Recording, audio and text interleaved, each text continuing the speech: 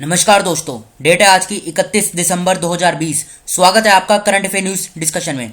इस डिस्कशन की पीडीएफ का लिंक डिस्क्रिप्शन बॉक्स में आपको नीचे मिल जाएगा। देखो, हमारी क्लासेस इस मॉडल पे चलती हैं जिसमें हम डेली करंट अफेयर कवर करते हैं, स्टेट वाइज करंट अफेयर भी साथ में कवर करते हैं और वीडियो के आखिरी में हम स्टैटिक जीके का डेली एक टॉपिक भी कवर करते हैं और आपके लिए रिवीजन क्विज भी रखे जाते हैं इस डिस्कशन में। तो चलो अब आज की क्लास को हम स्टार्ट करते हैं। सबसे पहला क्वेश्चन, डिजिटल ओशन एप्लीकेशन को किसने लॉन्च किया है? तो देखो, डिजिटल ओशन एप्लीकेशन को हमारे जो अर्थ साइंस मिनिस्टर हैं, नाम क्या है? डॉक्टर हर्षवर्धन, इन्होंने लॉन्च किया है। इसे देखो वीडियो कॉन्फ्रेंसिंग के माध्यम से लॉन्च किया गया है डॉक्टर हर्षवर्धन के द्वारा। तो बी इस क्वेश्चन का सही आंसर है। इसमें होगा क्या? देखो, ये डिजिटल ओशन एप्लीकेशन ये अपनी तरीके का पहला प्लेटफॉर्म है जो कि ओशियन डाटा मैनेजमेंट के लिए इसे बनाया गया है। और देखो, केंद्र सरकार का जो डिजिटली इंडिया प्रोग्राम है ना, उसी में ये अपना कंट्रीब्यूट भी देगा, डिजिटल ओशन एप्लीकेशन। अब बात करें इसकी, तो इसको डेवलप किसके द्वारा किया गया है? तो इसको डेवलप किया गया है इंकोइस के द्वारा। ये इंकोइस क्या है? देखो, Indian national centre for ocean information services, ये इसका नाम है। फिर से बोलता हूं, Indian national centre for ocean information services. अब ये मिनिस्ट्री ऑफ अर्थ साइंस के अंतर्गत काम करता है। ये डिपार्टमेंट कहाँ पर स्थित है? तो ये है तेलंगाना की कैपिटल हैदराबाद में।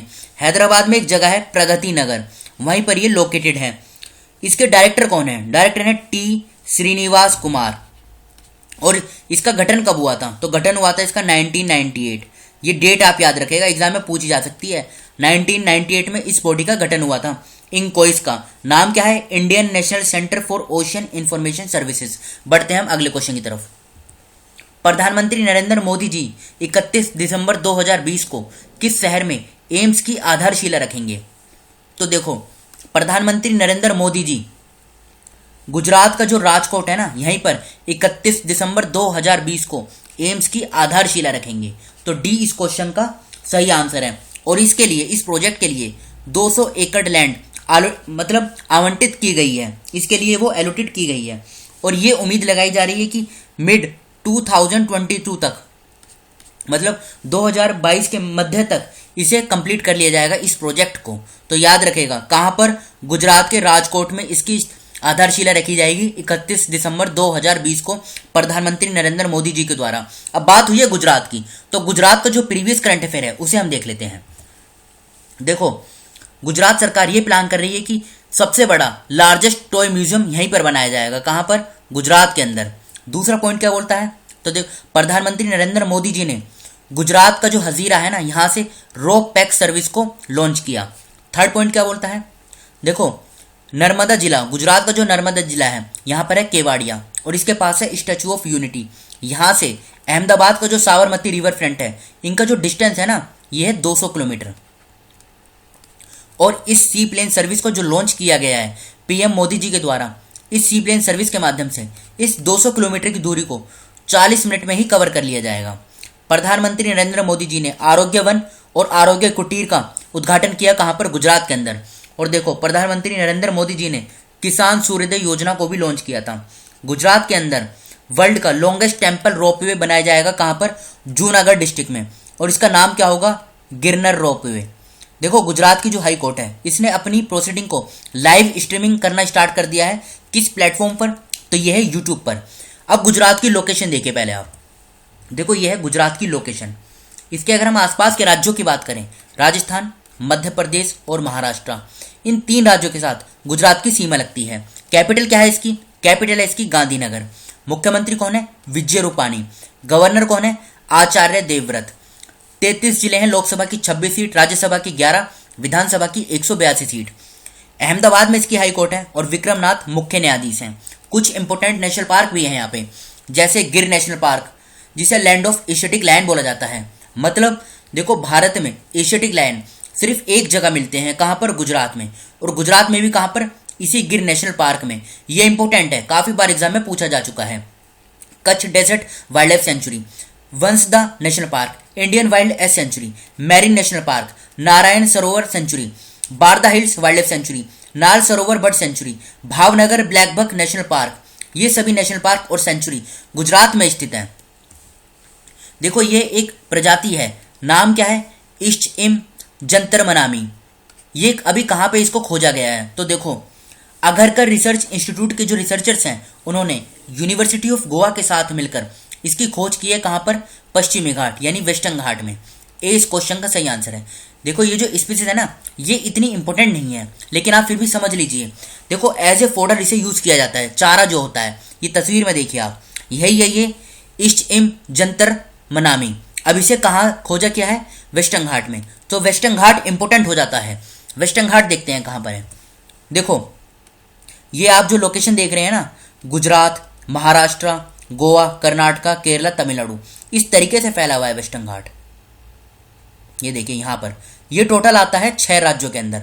कभी कभी ये नंबर भी पूछे जाते हैं, कौन से हैं? देखो फिर से देख लीजिए, गुजरात, महाराष्ट्र, गोवा, कर्नाटका, केरला और तमिलनाडु। इधर से आता है ये ईस्टर्न घाट। ये समझ गए ना आप? ये टोटल 6 राज्यों में आता है वेस्टर्न घाट। अब यहाँ पे सिर्फ वेस्टर्न घाट की बात हो रही है। इसकी अगर हाईएस्ट पीक की बात करें तो हाईएस्ट पीक क्या है इसकी? अनामुडी। और ये कहाँ पर है? ये केरला में स्थित है। केरला में जो इदुक्की जिला है वहीं पर है इरविकुलम नेशनल पार्क, वहीं पर ये लोकेटेड है। हाइट क्या है इसकी? 2695 मीटर। याद रखिएगा। देखो यहाँ पर है ये केरला में अनामुडी। फिर से बोलता हूँ, अनामुडी वेस्टर्न घाट की हाईएस्ट पीक है। और देखो यहाँ पे जो ईस्टर्न घाट आता है ना, अब पूछा जाता है कि वेस्टर्न घाट और ईस्टर्न घाट, इसका जंक्शन पॉइंट क्या है, मतलब इनका मीटिंग पॉइंट क्या है? तो देखो मीटिंग पॉइंट है इसका नीलगिरी हिल्स। ये देखिए नीलगिरी हिल्स इनका मीटिंग पॉइंट है। और नीलगिरी हिल्स के पास एक है सत्यामंगलम टाइगर रिजर्व। ये अक्सर एग्जाम में पूछा जाता है, सत्यामंगलम टाइगर रिजर्व, जो कि केरला, तमिलनाडु और कर्नाटका के बॉर्डर पर फैला हुआ है। किस राज्य के मुख्यमंत्री ने टोक्यो ओलंपिक की तैयारी में मदद करने के लिए राज्य के खिलाड़ियों को 50 लाख रुपए की वित्तीय सहायता वितरित की है? तो अभी हाल ही में महाराष्ट्र के मुख्यमंत्री उद्धव ठाकरे ने टोक्यो ओलंपिक की तैयारी में मदद करने के लिए राज्य के खिलाड़ियों को 50 लाख रुपए की वित्तीय सहायता वितरित की है। डी इस क्वेश्चन का सही आंसर है। बात हुई है महाराष्ट्र की। महाराष्ट्र का प्रीवियस करंट अफेयर देखते हैं। देखो एमएसएमई सेक्टर में देश के अंदर एम्प्लॉयमेंट को प्रोवाइड कराने में महाराष्ट्र पहले स्थान पर रहा। अग्रणी रिवर, ये कृष्णा रिवर की ट्रिब्यूटरी है जो अभी सुर्खियों में थी। ये न्यूज़ में क्यों थी? इसे रिवाइव किया गया है। देखो महाराष्ट्र में जो एग्जिस्टिंग स्कीम है ना, वो स्कीम जिनका संबंध वुमेन से है, इन्हीं के लिए महाराष्ट्र के जो मुख्यमंत्री ऑफिस है, यहाँ पर एक स्पेशल सेल का गठन किया जाएगा जो इन स्कीम को निगरानी में रखेगा। मतलब यहाँ पे तेजी लाई जा सके और प्रॉब्लम को एड्रेस किया जा सके। चाइल्ड एडॉप्शन रिसोर्स अथॉरिटी कारा, इसमें एक आंकड़ा दिया गया था कि 1 अप्रैल 2019 से 31 मार्च 2020 के बीच में सबसे ज़्यादा जो गोद बच्चे लिए गए हैं ये महाराष्ट्र में लिए गए हैं।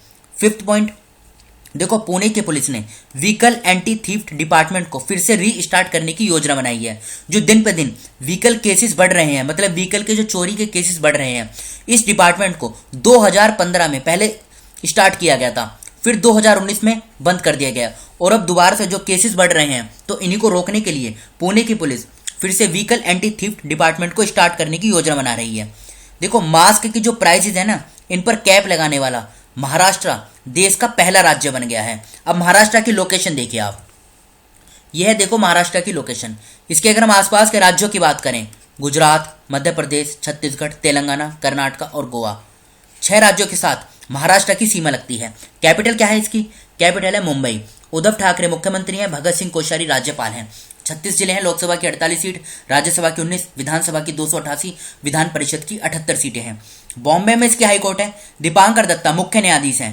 महाराष्ट्र, गोवा, डीएनएच-डीडी, ये क्या है? Dadar and Nagar Haveli, Daman and Diu, इन तीनों की जुरिस्डिक्शन बॉम्बे हाईकोर्ट के अंतर्गत आती है। दीपांकर दत्ता मुख्य न्यायाधीश हैं। कुछ इंपोर्टेंट नेशनल पार्क भी हैं यहाँ पे, गुगुमल national park, चनादोनी national park, तदुबा Andhari tiger reserve, ये इंपोर्टेंट है, Sanjay Gandhi national park, Navegaon national park और पेंच नेशनल पार्क, ये सभी नेशनल पार्क और टाइगर रिजर्व ये महाराष्ट्र में स्थित हैं। सोनू सूद को किस देश के मानवतावादी पुरस्कार 2020 से सम्मानित किया गया है? तो देखो कोविड-19 महामारी के बीच सोनू सूद ये एक्टर हैं, ये इंडियन एक्टर हैं, इन्होंने काफ़ी अच्छी भूमिका निभाई थी कोविड-19 के कारण। मतलब उस बीच में इन्होंने लोगों की काफ़ी तरीके से हेल्प की थी, तो उसी के लिए नॉर्वे की सरकार ने ह्यूमैनिटेरियन अवार्ड 2020 से इनको सम्मानित किया है। तो इस क्वेश्चन का सही आंसर है नॉर्वे। अब नॉर्वे की आप लोकेशन देखिए, ये कहाँ पर है? देखो ये है नॉर्वे, नदन यूरोप में है ऊपर।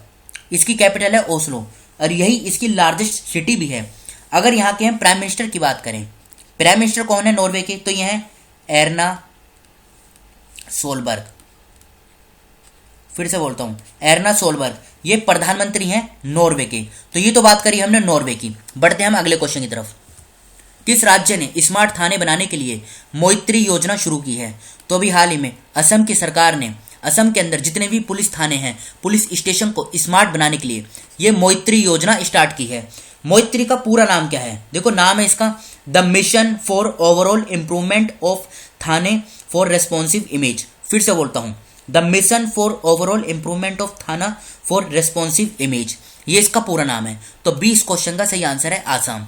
अब आसाम की पहले आप लोकेशन देखिए, देखो नॉर्थ ईस्ट में है आसाम, ये देखिए ऊपर अरुणाचल प्रदेश, नागालैंड, मणिपुर, मिजोरम, त्रिपुरा, मेघालय और इधर आता है पश्चिम बंगाल। इन 7 राज्यों के साथ इसकी सीमा लगती है और ऊपर भूटान और बांग्लादेश, 2 देशों के साथ ये अपनी इंटरनेशनल बाउंड्री भी बनाता है। बात करें आसाम की कैपिटल की, तो कैपिटल क्या है इसकी? दिसपुर। मुख्यमंत्री कौन है? सर्बानंद सोनोवाल। जगदीश मुखी राज्यपाल हैं। 33 जिले हैं, लोकसभा की 14 सीट, राज्यसभा की 7, विधानसभा की 126 सीट। गुवाहाटी में इसकी हाईकोर्ट है। एन कोटेश्वर सिंह ये मुख्य न्यायाधीश हैं। Kaziranga national park, Manas national park, Dibru Saikhowa national park, Nameri national park और ओरंग नेशनल पार्क, ये सभी नेशनल पार्क ये आसाम में स्थित हैं। किस देश ने याओगन 33 नामक रिमोट सेंसिंग उपग्रह लॉन्च किया है? देखो इसको लॉन्च किया है चाइना ने। ये इतना इंपॉर्टेंट नहीं है। देखो जो सैटेलाइट भारत के द्वारा लॉन्च की जाती हैं वो ज़्यादा इंपॉर्टेंट होती हैं, लेकिन फिर भी आप नाम याद रखेगा याओगन 33, इसको चाइना ने लॉन्च किया है। ये बस क्वेश्चन इसी तरीके से पूछा जाएगा किस देश ने लॉन्च किया है। बढ़ते हम अगले क्वेश्चन की तरफ। किस यूटी को अपना मौसम विज्ञान केंद्र मिला है? तो ये मिला है अभी लद्दाख को। इसको कहाँ पर सेटअप किया जाएगा? इसको सेटअप किया जाएगा लद्दाख में, एक जगह है लेह, वहां पर इसको सेटअप किया जाएगा। और देखो ये मौसम संबंधी सारी जानकारी प्रोवाइड करेगा। मेट्रोलॉजिकल सेंटर लद्दाख के लेह में इसे स्टैब्लिश किया जाएगा। लद्दाख की लोकेशन देखिए पहले आप, देखो ये है लद्दाख की लोकेशन। इधर जम्मू कश्मीर और इधर हिमाचल प्रदेश, इनके साथ लद्दाख की सीमा लगती है। कैपिटल क्या है इसकी?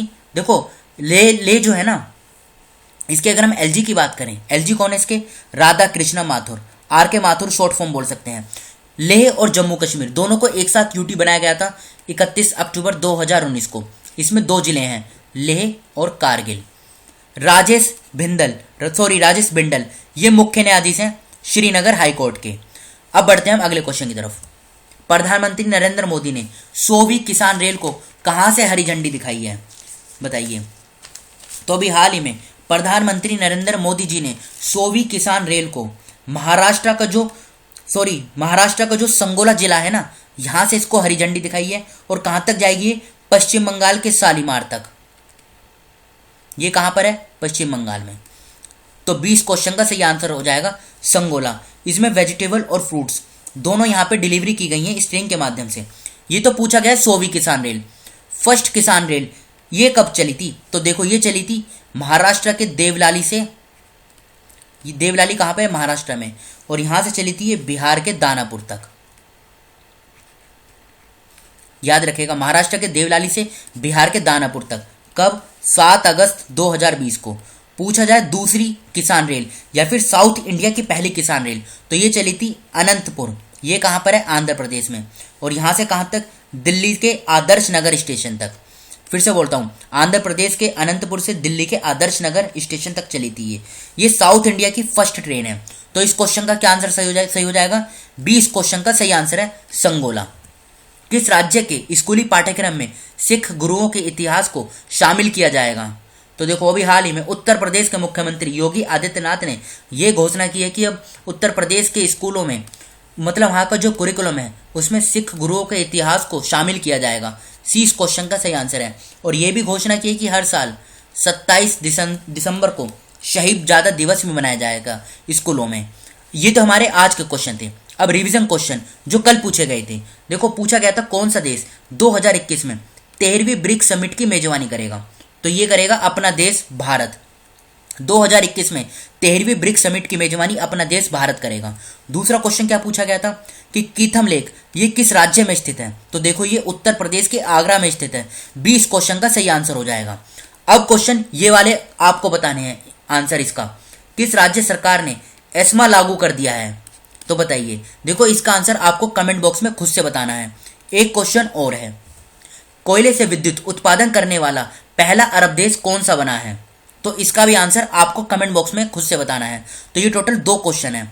अब देखो ये तो बात करी हमने क्वेश्चन की, अब एक स्टैटिक जीके का एक टॉपिक कवर कर लेते हैं। देखो हमारी जो पार्लियामेंट की सीरीज चल रही है इंडियन पॉलिटी में, उसमें हमने कल जो फर्स्ट क्लास हुई थी इसमें हमने पार्लियामेंट का बेसिक समझा था और राज्यसभा और लोकसभा की जो सीटें हैं इनका कंपोजिशन देखा था। आज की क्लास में हम मेंबर्स ऑफ पार्लियामेंट की क्वालिफिकेशन और डिसक्वालिफिकेशन इनको कवर करेंगे। तो चलो अब स्टार्ट करते हैं। सबसे पहले तो आप ये 3 आर्टिकल याद कर लीजिए, एग्जाम में सीधा सीधा पूछा जाता है। देखो कॉन्स्टिट्यूशन ऑफ पार्लियामेंट आर्टिकल 79 में इसका जिक्र है। फिर काउंसिल ऑफ स्टेट जिसे बोलते हैं राज्यसभा या फिर अपर हाउस, इसका जिक्र आर्टिकल 80 में है।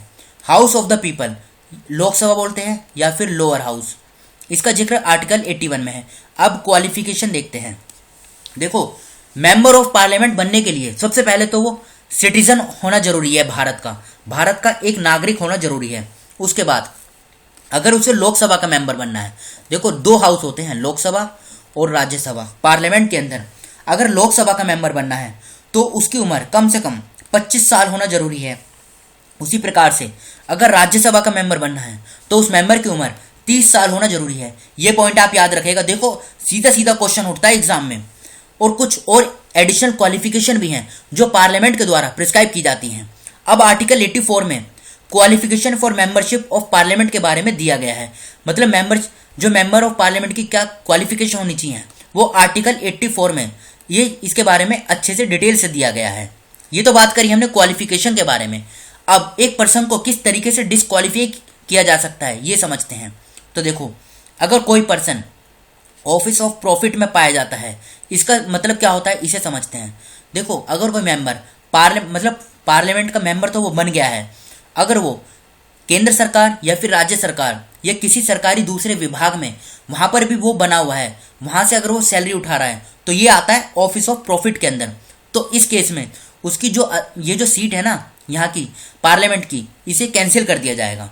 दूसरा point, he is of unsound mind and stand so declared by competent court. अगर कोर्ट के द्वारा ये डिक्लेयर किया गया है कि ये योग्य नहीं है ये पर्सन मतलब यहाँ पर काम करने के लिए, तो भी उसे डिस्क्वालीफाई कर दिया जाएगा। अब देखो ये 3rd पॉइंट इंपॉर्टेंट है, याद रखेगा। इस पूरे सेंटेंस का मतलब एक ही है, अगर कोई मेंबर पार्लियामेंट के अंदर चाहे वो लोकसभा हो या फिर राज्यसभा हो किसी भी हाउस में 60 दिन तक बिना किसी परमिशन के यानी विदाउट परमिशन के वो यहाँ पर अटेंडेंस नहीं लगती है तो उसे डिस्क्वालीफाई कर दिया जाएगा। देखो जैसे स्कूल के अंदर कोई स्टूडेंट अगर क्लास में नहीं जाता है और परमिशन भी नहीं ले रखी है उसने, तो उसे कुछ दिन के लिए सस्पेंड कर दिया जाता है ना। तो उसी प्रकार से लोकसभा हो या फिर राज्यसभा हो, कोई भी हाउस हो, यहाँ का मेंबर अगर बिना किसी परमिशन के मतलब उस पर परमिशन नहीं है और वो 60 डेज तक लगातार यहाँ पर उसकी अटेंडेंस नहीं लगी है तो उसे डिस्क्वालीफाई कर दिया जाएगा। यह आप याद रखेगा, इंपॉर्टेंट है, क्वेश्चन बनता है। अब देखो इधर राज्यसभा और इधर लोकसभा, कुछ कंपैरिजन देख लेते हैं इन दोनों के बीच का। देखो राज्यसभा जो है ना ये परमानेंट हाउस है, याद रखेगा, इसे डिस्क्वालीफाई नहीं किया जाता है। लोकसभा जो है इसका कार्यकाल 5 साल का होता है, लेकिन नेशनल इमरजेंसी के कारण इसे एक्सटेंड भी कर दिया जाता है, तो ये परमानेंट हाउस नहीं है। ये आप याद रखेगा। सबसे पहले तो क्वेश्चन यही उठता है, पूछा जाता है कि राज्यसभा को डिसॉल्व कौन करता है। अरे भाई राज्यसभा तो डिसॉल्व होती ही नहीं है, तो इसलिए याद रखेगा ये परमानेंट हाउस है। दूसरा पॉइंट, यहाँ के जो मेंबर होते हैं इनकी जो जो टेनर होता है ये होता है 6 साल का। लोकसभा के अंदर जो टेनर होता है ये होता है 5 साल का, ये आप याद रखेगा। यहाँ पर होते हैं चेयरमैन और डेप्यूटी चेयरमैन। उसी प्रकार से लोकसभा में होते हैं स्पीकर और डेप्यूटी स्पीकर। देखो अगर पूछा जाए कि मनी बिल के संबंध में इनमें से किसकी पावर ज़्यादा होती है, राज्यसभा की या फिर लोकसभा की, तो लोकसभा की पावर यहाँ पे ज़्यादा होती है। ये बात आप याद रखेगा, इंपॉर्टेंट है। और देखो ये जो चेयरमैन होते हैं ना, ये कल भी बताया था, जो देश में उपराष्ट्रपति पद पर होते हैं वही राज्यसभा के चेयरमैन भी होते हैं। डेप्यूटी चेयरमैन, स्पीकर और ये डेप्यूटी स्पीकर ये तो पार्लियामेंट के मेंबर हैं, लेकिन ये जो चेयरमैन है ना ये पार्लियामेंट के मेंबर नहीं है। तो ये हमने डिस्कस किया है आज। और देखो कल की क्लास में हम स्पीकर और डेप्यूटी स्पीकर इस पूरे टॉपिक को बहुत डिटेल के साथ कवर करेंगे। अब देखो आपको 2 एमसीक्यू भी लगाने हैं। इसका आंसर आपको बताना है कमेंट बॉक्स में खुद से। सबसे पहले, parliament of India consist of the following.